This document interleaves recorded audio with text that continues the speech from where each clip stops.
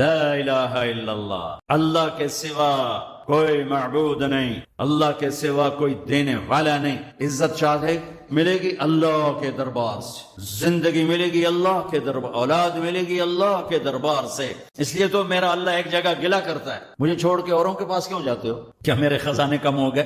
امن خلق السماوات والارض، کس نے زمین آسمان بنائے؟ وانزل لکم من السماء ماء، کس نے پانی کو برسایا؟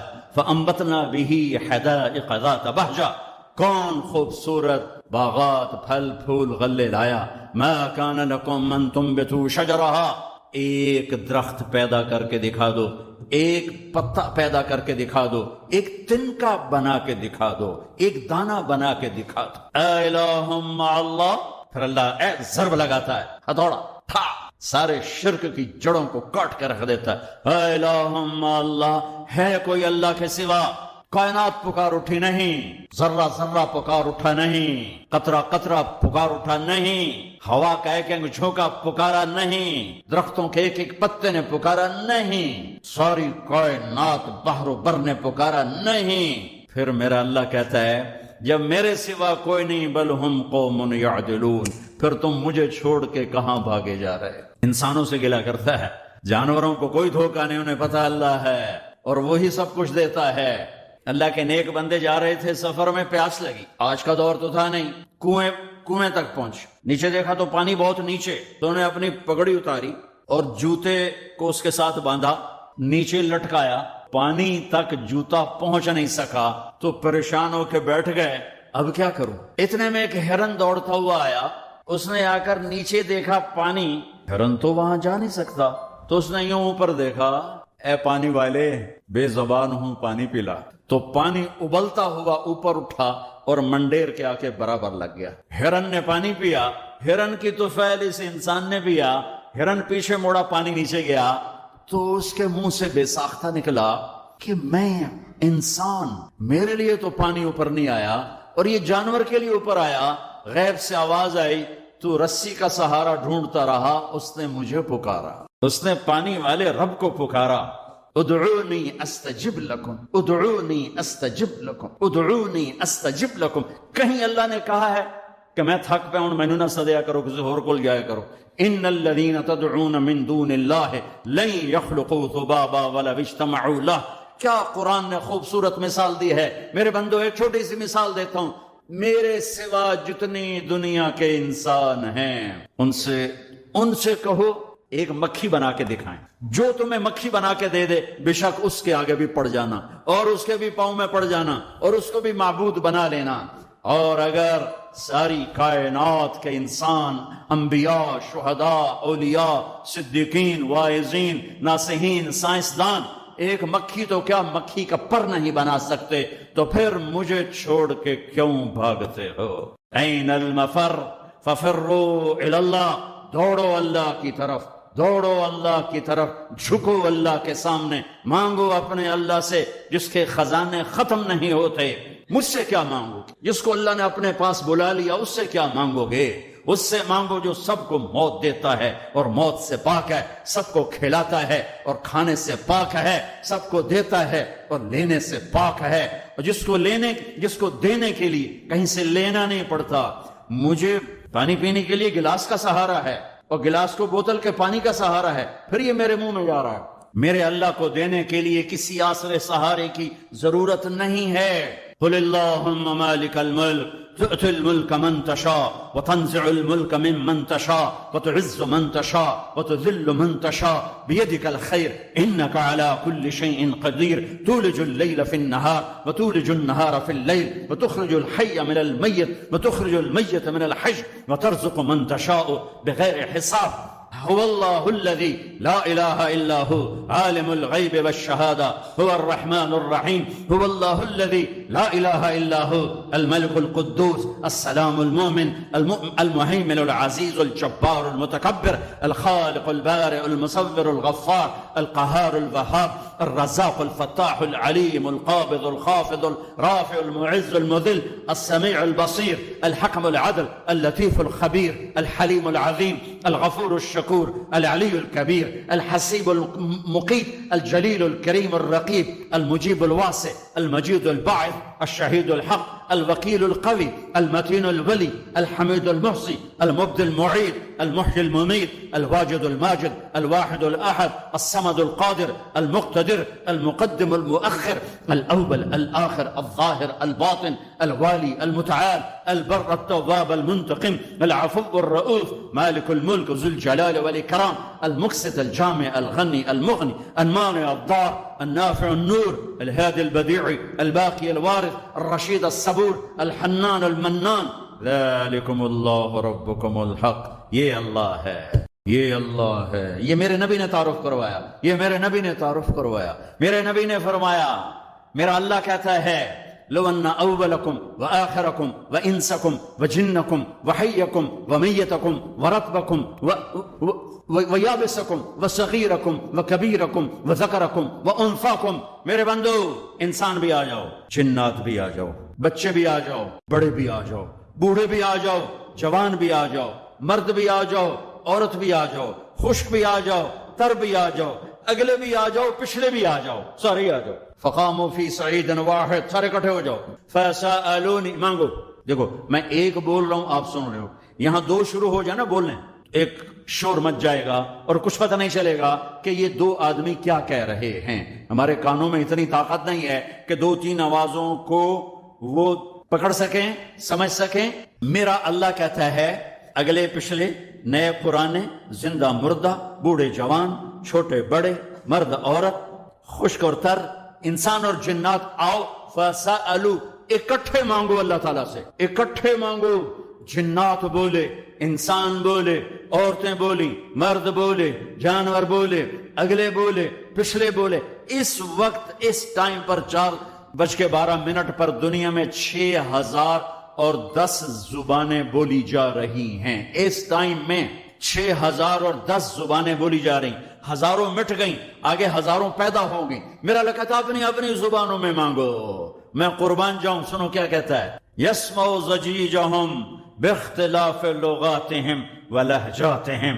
تمہارا مانگنا وہ آواز نہیں ہوگا، وہ شور و غوغا ہوگا، وہ ہنگامہ ہوگا. اور تیرا رب وہ رب ہے کہ اس ہنگامے میں ہر ایک کی الگ الگ سنے گا اور اسے خطا نہ لگے گی، اسے خطا نہ لگے گی. گونگے اشارے کر رہے ہیں، وہ اشارے سمجھے گا. چائنی اپنی میں بول رہا ہے، اردو والا اپنی میں، پنجابی اپنی میں، پٹھان اپنی میں، سندھی اپنی میں. اور اس کہتا میں سب کی سن کر سب کا چاہا سب کو دے دوں. ما نقص ذلك مما عندي الا كما ينقص المخيط اذا ادخل البحر. اللہ اکبر. یہ دیکھو، ادھر دیکھو سر، یہ میں نے انگلی ڈالی، باہر نکالی، پانی کا قطرہ نظر آیا.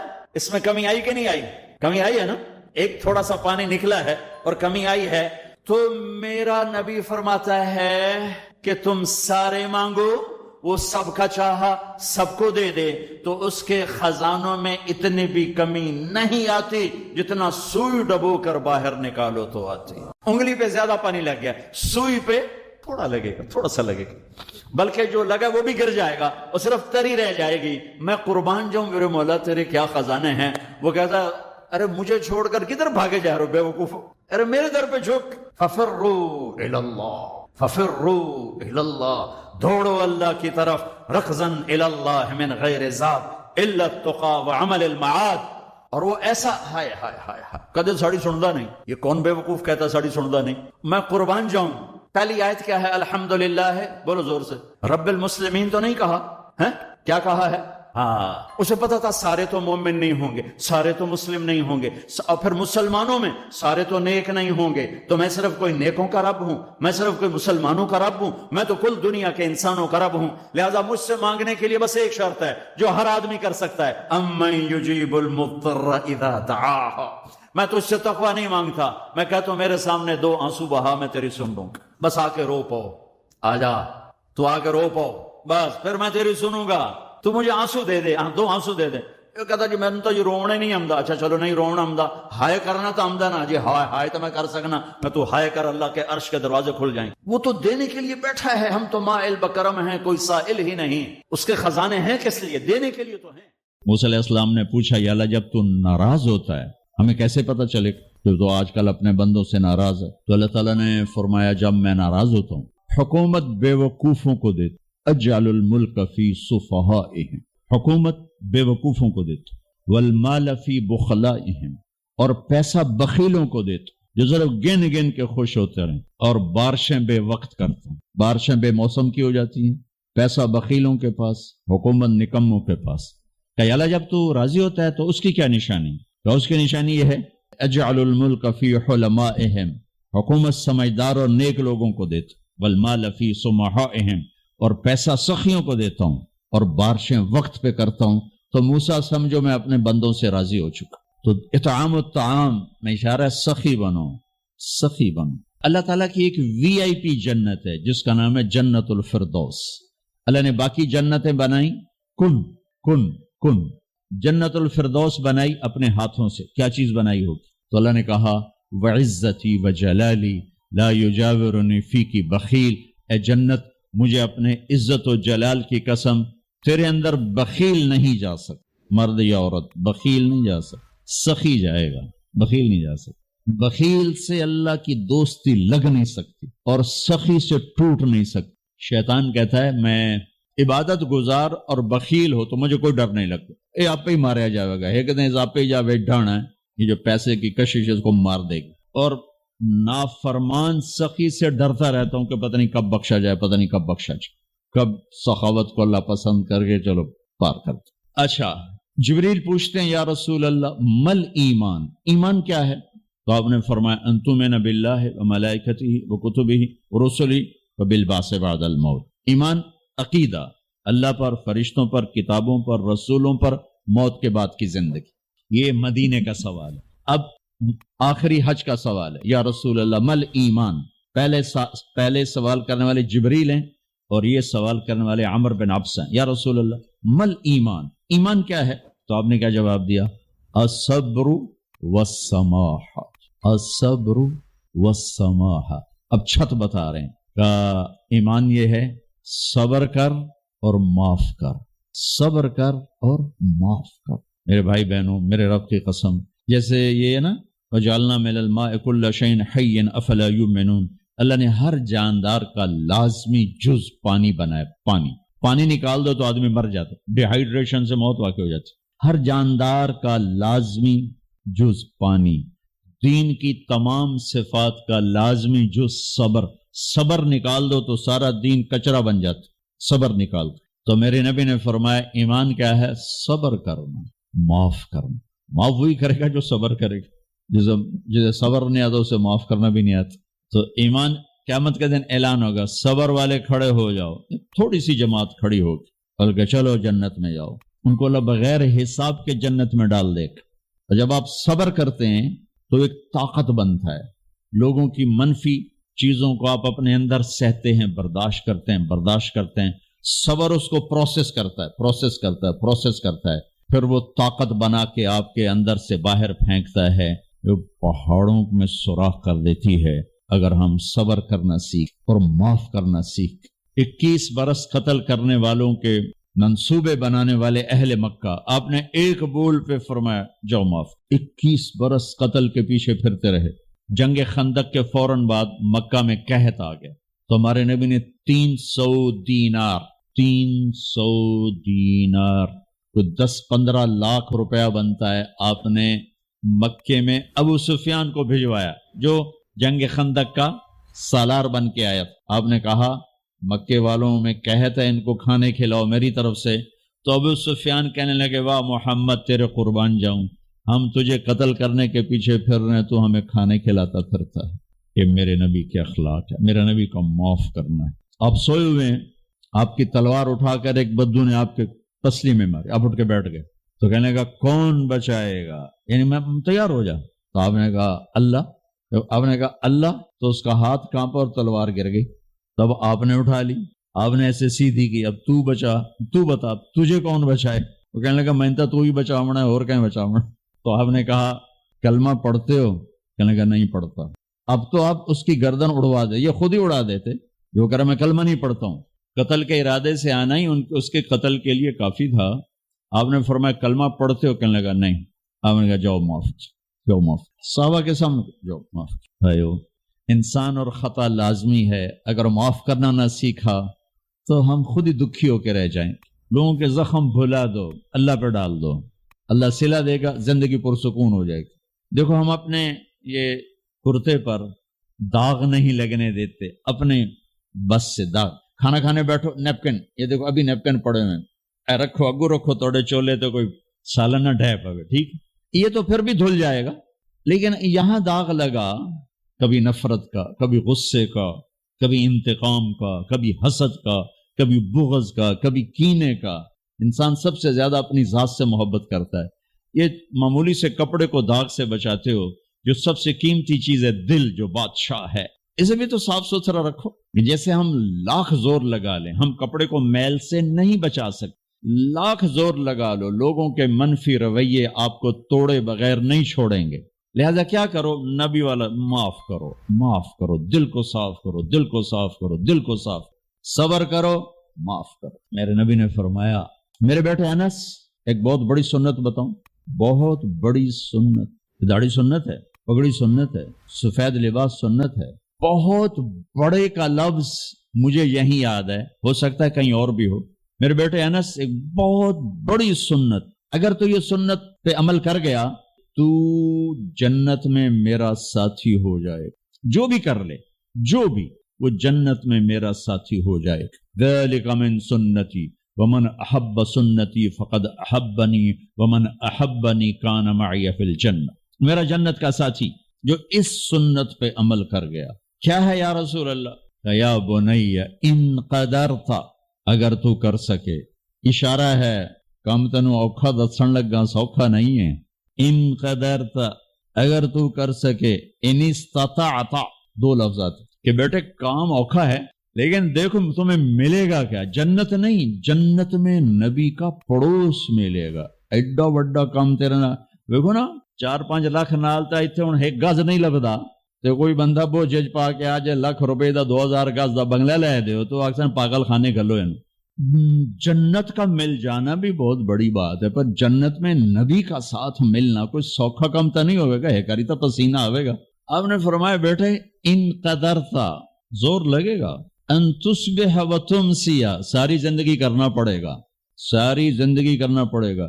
داڑھی تو ایک دفعہ رکھ لی ہے، تھوڑی صفائی ستھرائی ہے، لیکن یہ روزانہ کرنا پڑے گا، صبح شام کرنا پڑے گا، ساری زندگی کرنا پڑے گا. اور تو اس میں تھکے گا. کیا ہے؟ وَلَيْسَ فِي قَلْبِكَ غِشٌّ لِأَحَدٍ فَافْعَلْ. صبح شام اس دل میں کسی کی نفرت نہ آنے دینا، کسی کے لیے بغض نہ آنے دینا، کسی کا کھوٹ نہ آنے دینا، کسی سے کینہ، غش، سارے الفاظ کو اپنے اندر سمیٹے ہوئے. اور میرے نبی کی عجیب بات، لے احد، لے احد، لے احد، کسی بھی انسان، مسلمان نہیں کہا، مومن نہیں کہا، نیک آدمی، نیک عورت نہیں، کسی بھی انسان، لے احدن. آج لے احد 7 ارب انسانوں پہ بولا جا رہا ہے. میرے نبی فرما رہے ہیں میرے بیٹے، دنیا کے تمام انسانوں سے دل صاف رکھنا.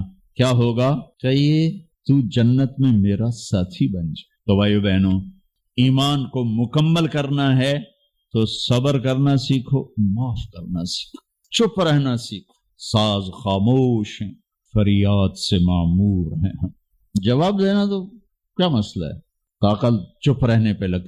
کوئی ابھر جائے، بیٹا ابھر جائے، بیوی ابھر جائے، خامد ابھر جائے، چپ ہو جاؤ، گزار دو اس طوفان کو.